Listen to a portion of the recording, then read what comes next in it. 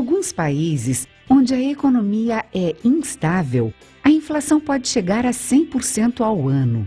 Já imaginou?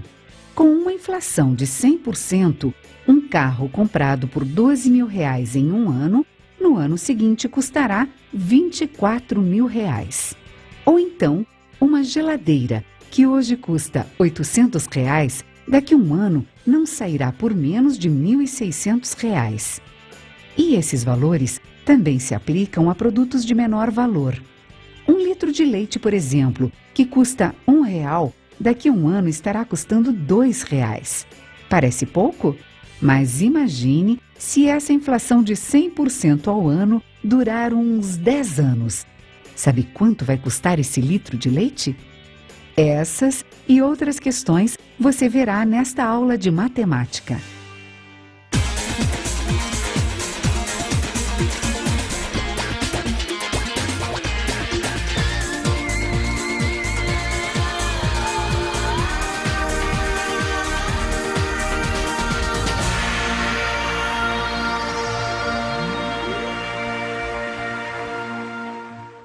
Oi, gente! Hoje nós vamos trabalhar os conceitos de progressão geométrica. Inflação é um problema sério e é apenas uma das situações em que podemos aplicar os conceitos dessa nossa aula. Vamos supor que em um país subdesenvolvido qualquer, no ano de 1950, havia 4 milhões de moradias para 16 milhões de habitantes.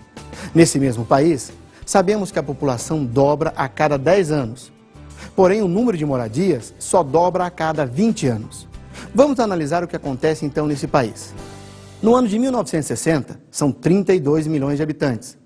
Em 70, chegamos ao número de 64 milhões. 128 milhões em 80 e assim sucessivamente. Com as casas acontece o mesmo tipo de crescimento, porém num ritmo mais lento. São 4, 8, 16 milhões de moradias em 40 anos.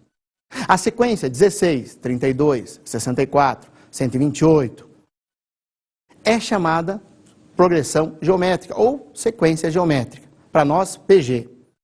Numa progressão geométrica, a partir do segundo termo, cada termo é igual ao anterior, multiplicado por uma mesma constante, que aqui nós vamos chamar de Q, que é a razão. Já sabemos que os termos de uma sequência são representados por A1, A2, A3, etc., aonde a letra representa a posição, seguida de um índice. Logo, A1, A2, A3, A4 e A5 é uma PG, é uma progressão geométrica, quando nós temos que o A2 é igual ao A1 vezes a razão, o A3 é igual ao A2 vezes a razão, e assim sucessivamente. Ou seja, a partir do segundo, cada termo é igual ao termo anterior, multiplicado por essa constante, a razão. Matematicamente, representamos essa ideia da seguinte forma. A n é igual a índice n-1 vezes q, sendo que q pode ser obtido pelo quociente entre um termo e o seu antecessor. Vejamos alguns exemplos de sequências que são PGs. 1, 2, 4, 8, 16, 32... Como no exemplo anterior das moradias, nesse caso, a partir do segundo termo, cada termo é igual ao anterior multiplicado por 2, ou seja, a razão da PG é 2. A razão entre um termo qualquer e o anterior é sempre constante. Essa é a característica da PG, pois razão Q é igual a 2 dividido por 1, é igual ao 4 dividido por 2, ao 8 dividido por 4, ou seja, termo dividido pelo seu antecessor. Na próxima sequência de números, 1.000, 500, 250, 125, você observa que ela está decrescendo.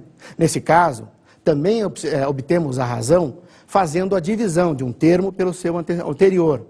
Porém, você notará que agora a razão será um número entre 0 e 1. Fazendo a divisão 500 por 1.000, ou 250 por 500, ou 125 por 250, nós teremos uma razão igual a meio, a 1 sobre 2. Já no caso da sequência 5, menos 10, 20, menos 40, 18, você pode estar se achando estranho, tem sinais, se alternando. Mas é porque, nesse caso, a razão será negativa. Veja, Q é igual a menos 10 dividido por 5, que é igual a 20 dividido por menos 10, que é igual a menos 40 dividido por 20. Ou seja, razão Q igual a menos 2. Esse fato leva-nos a classificar as PGs como sendo crescente, decrescente, constante ou oscilante. Para o caso da PG crescente, nós temos que, claramente, os termos irão evoluindo em tamanho, né, de tal forma a sempre estarem no sentido crescente. Veja o exemplo. 5, 10, 20, 40 é uma PG crescente de razão 2. Menos 6, menos 3, menos 3 sobre 2, menos 3 quartos, é uma PG crescente de razão meio. Mas observe aqui que, nesse caso, os termos são negativos. Nós falamos, então, que para uma razão maior do que 1, nós temos a PG crescente, quando nós temos termos positivos. Se os termos forem negativos, nós teremos aí os números crescentes para uma razão entre 0 e 1. Para o caso da PG decrescente, obviamente os números estarão decrescendo. E nesse caso, a razão será entre 0 e 1. Para o exemplo que nós temos a seguir, você pode observar 24, 12, 6, 3. Veja que a razão agora é meio, pois dividindo 12 por 24 e assim sucessivamente, você chegará à razão meio. A coisa se inverte quando os termos são negativos e a razão é positiva, porque agora, com a razão maior do que 1, também teremos uma PG decrescente. Claro que você se lembra, né? Menos 10 é menor do que menos 2, menos 50 é menor do que menos 10. Para a PG constante, essa progressão vai ter a característica de apresentar uma razão igual a 1, ou seja, ela é estacionária, todos os termos são iguais. Tá? Eu coloquei como exemplo para vocês aí o 10, 10, 10, ou seja, a razão igual a 1. Claro que, se nós tivermos somente números zeros, será que essa PG vai ser crescente ou decrescente, ou oscilante, ou mesmo constante? Para o zero, normalmente, nós colocamos como sendo indeterminado. Por quê? Porque qualquer número vezes zero dá zero. Então, neste caso, não podemos afirmar se a razão será maior do que 1, menor do que 1, positiva, negativa.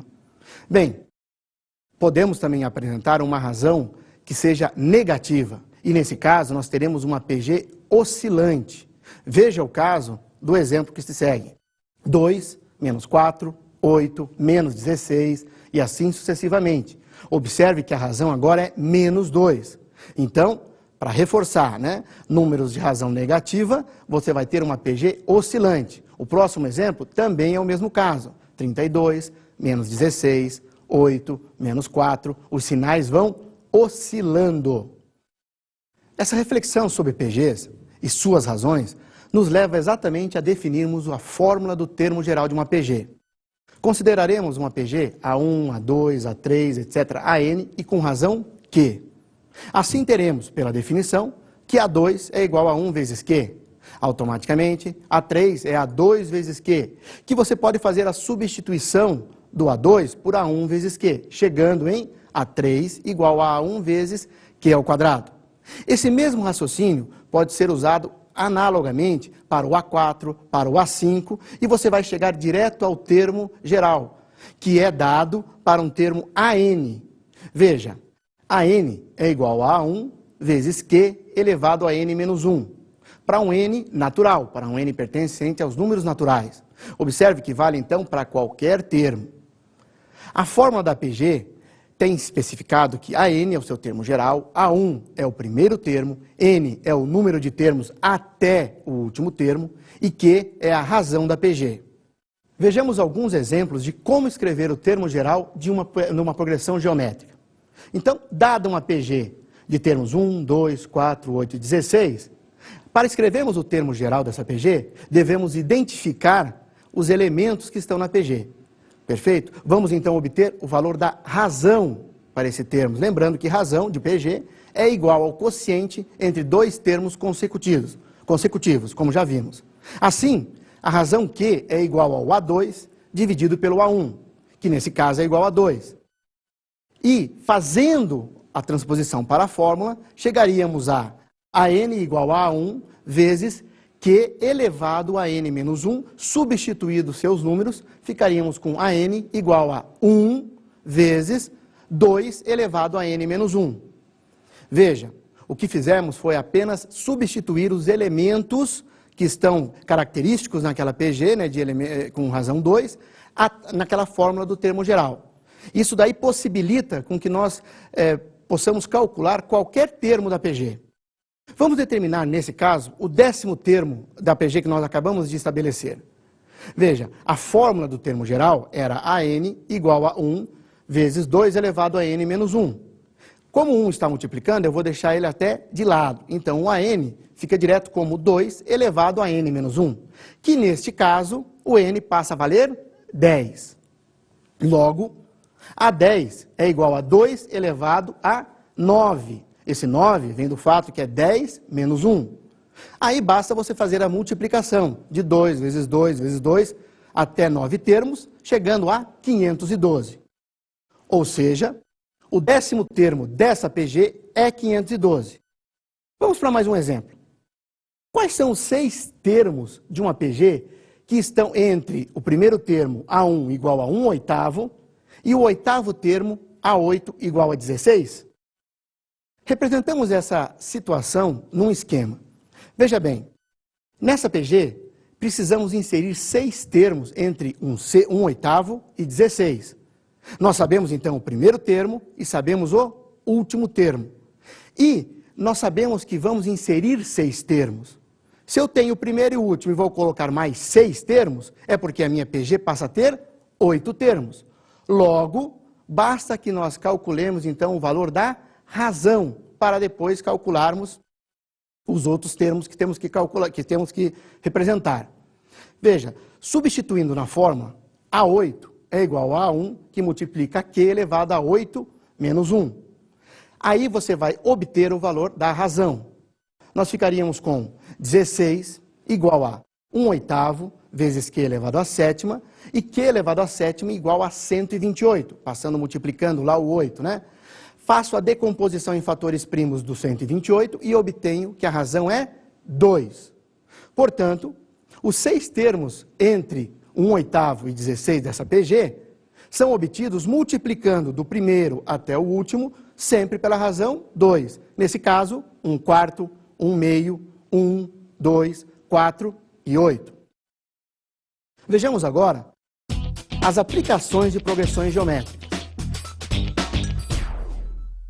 Alguns crescimentos e decrescimentos percentuais seguem progressões geométricas, como o caso do crescimento demográfico, estimativas de produção ou vendas de uma empresa, aplicações financeiras, desvalorização de moedas. Aliás, uma das áreas em que mais se utiliza esse tipo de cálculo é na economia. Você já deve ter ouvido falar de juros, especificamente juros sobre juros, os famosos juros compostos, não é mesmo? Vejamos do que se trata isso. Juro é a importância que se paga pelo empréstimo de certa quantia de dinheiro, chamada de capital, durante algum tempo. Juro simples é calculado tendo como base o capital inicial, período a período. O valor do juro é constante nos períodos de tempo considerados. Juro composto. Um capital está aplicado ao juro composto quando, após cada período pré-fixado do prazo do investimento, os juros são incorporados ao capital, passando a render juros. Vamos então agora dar uma olhadinha em mais algumas aplicações de progressões geométricas. A cada ano, o valor de um carro diminui 20% em relação ao ano anterior. Sendo V o valor atual desse carro, vamos calcular em função de V o valor do carro daqui a 8 anos. Como nesse caso o valor do carro diminui 20% ao ano, dessa forma teremos que inicialmente calcular o fator de redução. I é igual a 20%, que é igual a 0,20. Convertemos sempre para os números decimais. O fator de redução, então, F, será igual a 1, que representa 100%, menos I, que nesse caso ficará F igual a 0,8. Aqui, o fator de redução representa exatamente a razão da PG. Então, temos que A1 será igual a V, pois V é o valor atual do carro. E a razão Q será igual a 0,8. Precisamos, então, calcular o 8º termo dessa PG, ou seja, A8. Pois nosso objetivo é determinar o valor do carro daqui a 8 anos. Temos que, pelo termo geral, AN é igual a A1, que multiplica Q elevado a N menos 1. E nesse caso, N é igual a 8. Substituindo os elementos que nós temos, A8 será igual a V, que multiplica 0,8 elevado a 7, pois é 8 menos 1. Claro, resolvemos esse 0,8 elevado a 7 e multiplicamos pelos números que estão disponíveis e chegaremos a A8 igual a 0,21 vezes V. Ou seja, o valor do carro após 8 anos será dado por 0,21 vezes V. Como sabemos que 0,21 representa 21%, percebemos nesse caso que o valor do carro corresponde a 21% do seu valor inicial. Lembra-se da questão inicial da aula, referente à inflação de 100%? Vamos dar uma olhadinha nela aí.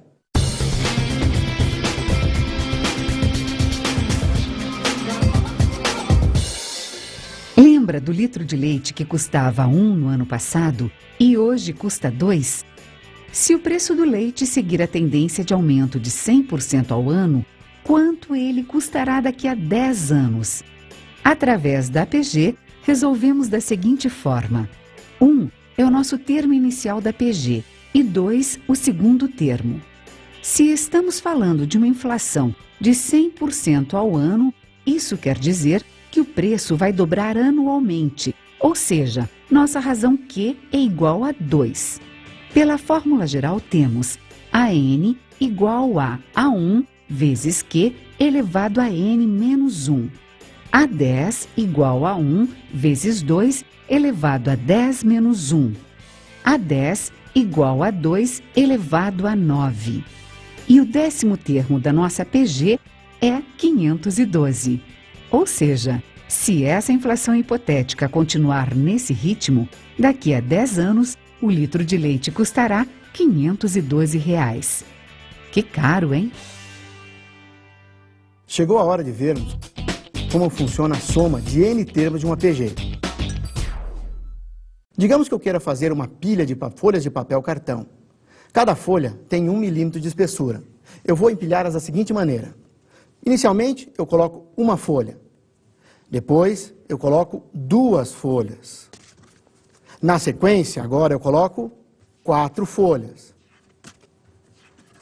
Observe que o que eu estou fazendo, no fundo, é alimentando esta pilha de papel através de uma PG, certo? E o que eu quero descobrir agora, nessa minha pilha de papel, depois de 47 operações como essa, qual a altura dessa pilha de papel? Será da altura de uma pessoa? Será que será de um poste de luz comum? De um prédio de 100 andares? Da distância entre Rio de Janeiro e São Paulo? Ou da distância entre a Terra e o Sol?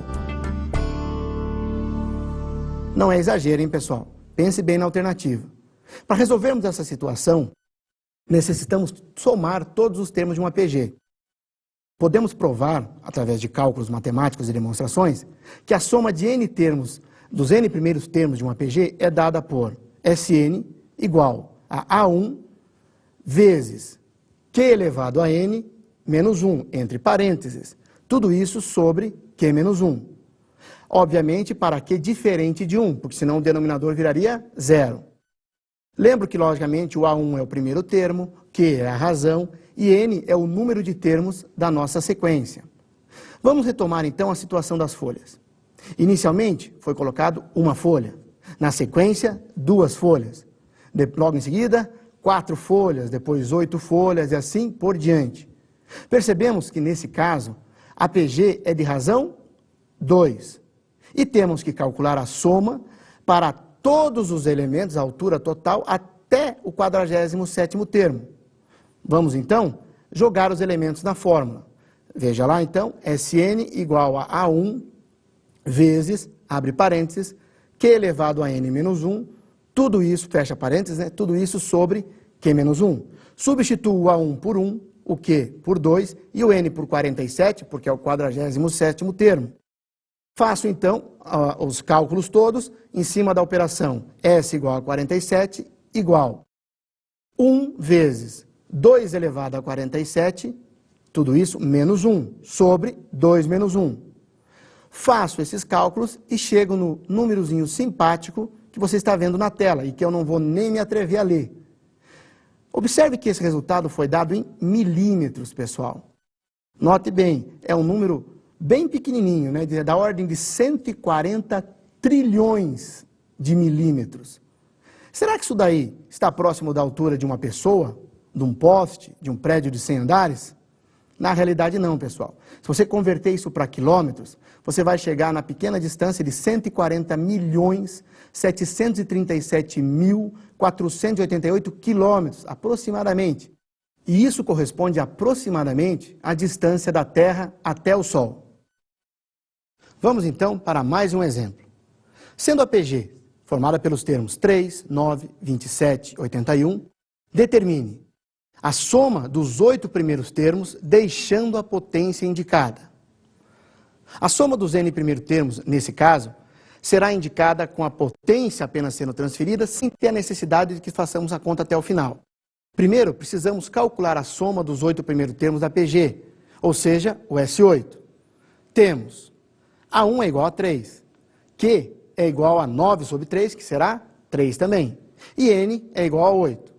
Colocando esses elementos, na nossa fórmula que calcula a soma dos elementos, teremos S8 igual a 3, que multiplica 3 elevado a 8, tudo isso menos 1, sobre 3 menos 1. Nesse caso, como me pediu apenas para deixarmos a potência indicada, podemos apenas resumir, se for o caso, fazendo ali o 3 menos 1, etc., mas pode deixar a fração do jeitinho que ela está montada para você, porque o importante nesse nosso caso é apenas observar o fato da potência. Claro que sabemos que até o final você pode resolver aquela potência e você chegaria à soma desses termos. Bom, de posse, obviamente, dessa relação para os n termos, você pode determinar qualquer soma de qualquer termos da PG, desde que você não tenha especificado uma posição. A mesma ideia, então, que usamos para o S8, poderia ser usada para um SN. Porque, ao fazermos a substituição dentro dos elementos apenas do valor de n, teríamos a soma para qualquer número de elemento. Sabemos, então, que a fórmula inicial é SN igual a 1 vezes, abre parênteses, Q elevado a n, menos 1, fecha parênteses, tudo sobre Q menos 1. E temos, nesse caso, que A1 é 3, Q é 3, e agora não mais para 8, e sim para n termos. Teremos, então, que Sn será igual a 3 vezes, abre parênteses, 3 elevado a n, isso tudo menos 1, fecha parênteses, sobre 3 menos 1. Observe que ficaremos, então, com um termo geral para a soma, Sn igual a 3 vezes 3 elevado a n, tudo isso menos 1, sobre agora 2. Logo, a fórmula que acabamos de ler representa a soma dos n primeiros termos dessa PG. Observe que a partir desta fórmula, a soma dos termos dessa PG está em função somente do número de termos. Ou seja, se quisermos calcular a soma dos 10 primeiros termos, por exemplo, basta que nessa fórmula façamos a substituição de n por 10. Bem, mas até então nós estávamos vendo PGs com um número finito de termos. Porém, existem PGs em que o número agora de termos será infinito. Vamos analisar a seguinte sequência. Veja, 1, meio, 1/4, 1/8, 1/16, 1/32. Percebemos facilmente que essa sequência é uma sequência de razão meio, pois, a partir do segundo termo, cada termo é sempre a metade do anterior. Agora, vamos somar os termos dessa PG. Note que essa PG é decrescente, pois os termos diminuem à medida que a posição do termo aumenta. Na tabela que será visualizada, vamos analisar o valor decimal de cada termo, bem como algumas somas parciais. Observe que a soma desses infinitos termos da PG tende para 2. O que eu quero dizer com isso? É que se você for somando cada um dos elementos, acrescentando uma linha de cada vez, você vai observar que esse número vai estar crescendo. Porém, ele nunca vai ultrapassar a soma total 2. É isso que nós queremos dizer quando falamos que ela é infinita, mas ela é limitada em sua soma. Porque ela está limitada pela soma 2. Claro que você também vai observar que exatamente 2 nunca vai dar. Na tabela, A1 é igual a 1. Portanto, nesse momento, a soma é igual a 1. A 2 é igual a meio. Se somarmos com o primeiro elemento, teremos agora a soma 1,5. A 3 é igual a 1/4, ou 0,25, que somado aos anteriores, chegará a 1,75. Continuando a crescer essa tabela, chegaremos lá no A10, que seria 1 sobre 1024, que é aproximadamente 0,0009766562, e a soma será aproximadamente 1,9980468. Veja que é exatamente o que nós falamos. Esse número está cada vez mais próximo de 2, porém não chega a 2. O limite da soma é que será esse valor. Nesse caso, nós encontramos o valor da soma de forma intuitiva. Construímos a tabela e somamos.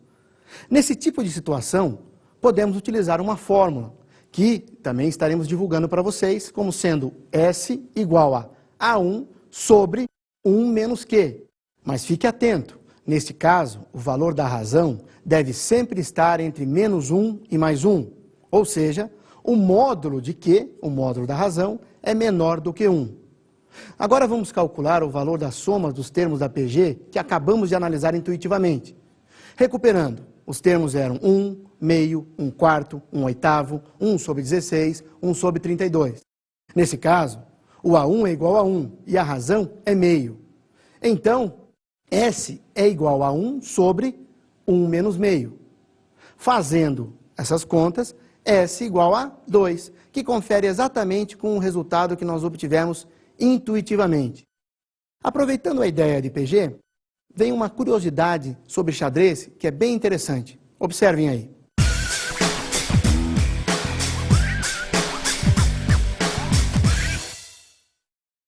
Conta a lenda que o jogo de xadrez foi inventado na Índia e que o rei hindu dessa época ficou maravilhado com a variedade de jogadas permitidas. Ao saber que o inventor desse maravilhoso jogo era um dos seus súditos, o rei mandou chamá-lo para oferecer-lhe uma recompensa. Gostaria de satisfazer teu mais caro desejo. Diga o que deseja. O súdito respondeu: Majestade, eu gostaria de receber um grão de trigo pela primeira casa do tabuleiro de xadrez, 2 grãos pela segunda casa, 4 grãos pela terceira, 8 pela quarta, e assim sucessivamente, até completar 64 casas. Admirado e até mesmo irritado por um pedido tão modesto, o rei solicitou aos seus sábios que calculassem o número de grãos e escutou o incrédulo quando um dos sábios disse qual era esse número. Mais de 18 quinquilhões. Mesmo que todas as plantações do planeta fossem de trigo, levaria alguns séculos para que a produção atingisse essa fabulosa cifra. Checkmate do súdito sobre o rei.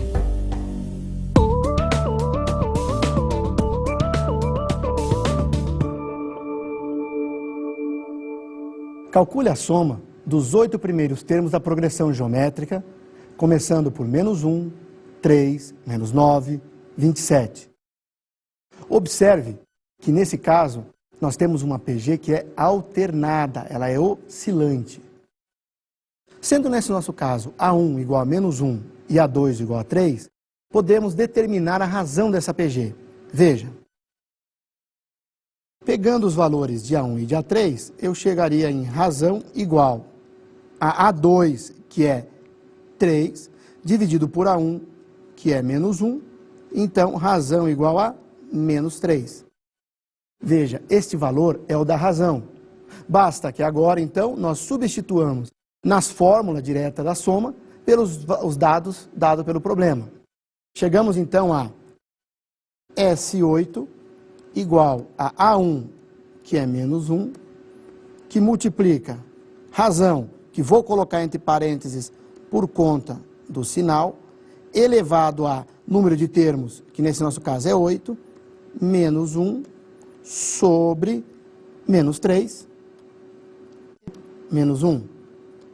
Resolvendo todos os cálculos, você chegará a 1.640.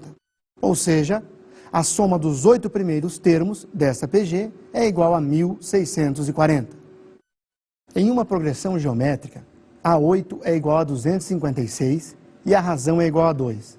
Determine a soma dos 9 primeiros termos. Dados A8 igual a 256 e a razão igual a 2, podemos encontrar o A1, porque vamos utilizá-lo na fórmula do termo geral. Temos então que A8 é igual a A1, que multiplica Q elevado a 8 menos 1. Vamos fazer essa conta aqui juntos. Então, A8, que é A1 vezes Q elevado a N menos 1, substituindo os termos, 256 igual a A1, que eu quero descobrir, vezes razão, que é 2, elevado a 8 menos 1. Faço esses cálculos e você vai chegar a A1 igual a 2. Sabendo o valor do A1, você pode agora substituir na fórmula da soma, direto pelos termos que você já conhece. Vamos a esses cálculos então. S8 igual ao A1 que descobrimos, que é 2, vezes a razão, que também é 2, elevado ao número de termos 8, tudo isso menos 1, sobre 2 menos 1. Fazendo esses cálculos até o final, você vai chegar nessa soma igual a 1022 para o valor final. Tudo bem? Para o próximo exercício, vamos imaginar um capital C, que foi aplicado a juro composto de 10% ao mês. Indique o montante em função de C após 10 meses de investimento. Dados o capital C, a taxa 0,1, que vem de 10%, e o tempo relativo a 10 meses, teremos então um montante que, para isso, inclusive, utilizaremos a fórmula de resolução para montante, que é derivada da fórmula de PG, que é M igual a C, que multiplica 1 mais I elevado a T. Esse montante, basta substituir os valores. Veja lá. Montante igual ao capital, que eu vou manter igual a C, vezes 1 mais I, que é 0,1, elevado ao tempo em meses, que é 10. Portanto, montante igual a C, que multiplica 1,1 elevado a 10. Que pode, inclusive, ser já a nossa resposta final. Pois, nesse caso, o máximo que você poderia fazer é calcular a multiplicação, ou seja, a potência de 1,1 elevado a décimo. Para nós é suficiente pararmos aí. Para aprofundar os conhecimentos sobre a história e os personagens da matemática, indicamos as seguintes obras. Introdução à História da Matemática, de Howard Ives, publicado pela editora da Unicamp. História da Matemática, de Carl Boyer, publicado pela editora Edgar Blucher. História Universal dos Algarismos, a inteligência dos homens contada pelos números e pelo cálculo, de George Ifrah, publicado pela editora Nova Fronteira.